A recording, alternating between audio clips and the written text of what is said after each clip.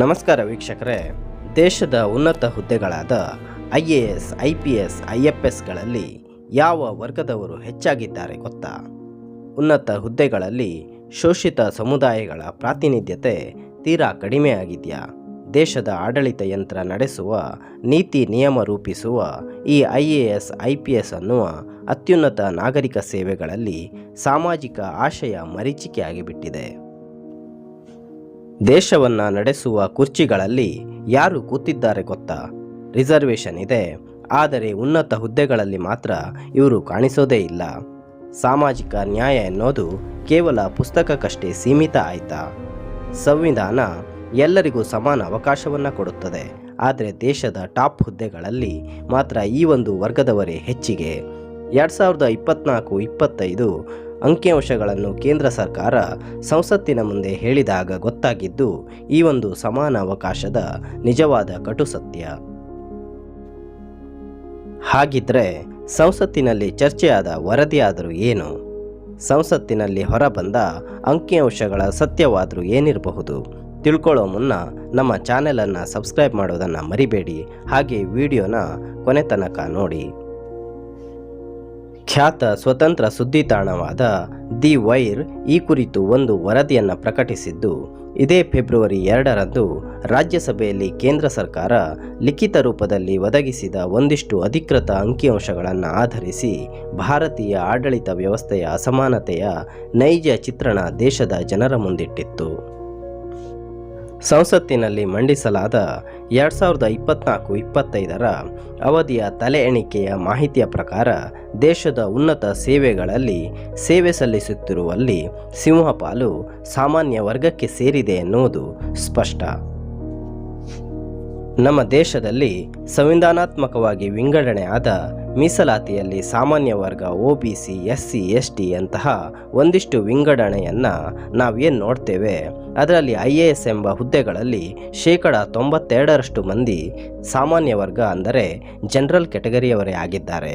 ಉಳಿದ ಕೇವಲ 8% ಹುದ್ದೆಗಳಲ್ಲಿ SC, ST ಹಾಗೆ OBCಗಳಿಗೆ ಸೇರಿದವರು ಎನ್ನುವುದು ನಾವು ನೋಡುತ್ತಿರುವ ಅಂಕಿಅಂಶ. ಅದೇ ರೀತಿ IPS ಎಂಬ ಪೊಲೀಸ್ ವಲಯದಲ್ಲೂ ಕೂಡ ಇದೇ ರೀತಿಯ ಚಿತ್ರಣ. 90% ಹುದ್ದೆಗಳಲ್ಲಿ ಜನರಲ್ ಕ್ಯಾಟಗರಿಯವರು ಇದ್ದರೆ 10% ಮಾತ್ರ ಉಳಿದ ಸಮುದಾಯದವರು ಇದ್ದಾರೆ.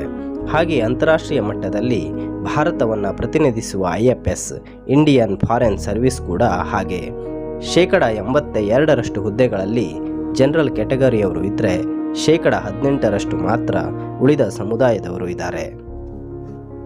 ಭಾರತದಂತಹ ವೈವಿಧ್ಯಮಯ ದೇಶದಲ್ಲಿ ಆಡಳಿತಶಾಹಿಗಳ ಒಳಗಡೆ ಎಲ್ಲ ವರ್ಗಗಳ ಪ್ರಾತಿನಿಧ್ಯ ಇದ್ದಾಗ ಮಾತ್ರ ಕಟ್ಟಕಡೆಯ ಮನುಷ್ಯನಿಗೂ ಕೂಡ ಯೋಜನೆಗಳು ತಲುಪಲು ಸಾಧ್ಯ.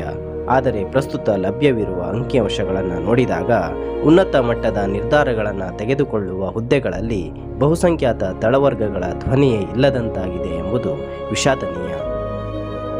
ಈ ಒಂದು ಅಂಕಿಅಂಶಗಳನ್ನು ನೋಡಿದಾಗ ನಾವು ತಿಳಿಯೋದು ಶಿಕ್ಷಣದ ಅಸಮಾನತೆ ಅಥವಾ ಗುಣಮಟ್ಟದ ಕೊರತೆ, ಆರ್ಥಿಕ ಪರಿಸ್ಥಿತಿ ಹಾಗೆ ಮಾರ್ಗದರ್ಶನ ಮತ್ತು ಅವಕಾಶಗಳ ಕೊರತೆ.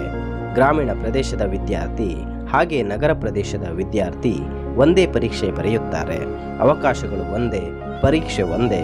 ಆದರೆ ಕೊನೆಯಲ್ಲಿ ಅಂಕಿಅಂಶ ನೋಡಿದಾಗ ಗ್ರಾಮದ ಹುಡುಗ ಓದುತ್ತಾನೆ, ನಗರದ ಹುಡುಗ ಅಧಿಕಾರಿ ಆಗುತ್ತಾನೆ.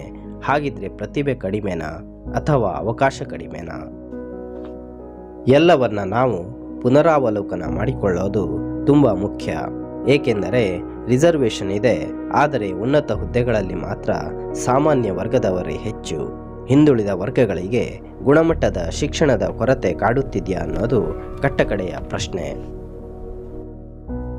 ಅಥವಾ ಆರ್ಥಿಕ ಪರಿಸ್ಥಿತಿಯಿಂದಾಗಿ ಇವರು ಇದನ್ನು ಪಡೆಯುವಲ್ಲಿ ತೊಂದರೆ ಅನುಭವಿಸುತ್ತಿದ್ದಾರಾ? ಗ್ರಾಮೀಣ ಮಟ್ಟದಲ್ಲಿ ಗುಣಮಟ್ಟದ ಕೋಚಿಂಗ್ ಸೌಲಭ್ಯ, ಡಿಜಿಟಲ್ ಸೌಲಭ್ಯಗಳು, ಮಾರ್ಗದರ್ಶಕ ಕೇಂದ್ರಗಳ ಅವಶ್ಯಕತೆ ತುಂಬ ಮುಖ್ಯ ಆಗಿದೆ. ಇದರ ಬಗ್ಗೆ ಸರ್ಕಾರ ತುರ್ತು ಹೆಜ್ಜೆಗಳನ್ನು ಇಡಬೇಕಾದ ಅನಿವಾರ್ಯತೆ ಮತ್ತು ಅಗತ್ಯತೆ ಇಂದು ಸಾರಿ ಹೇಳುವಂತಾಗಿದೆ.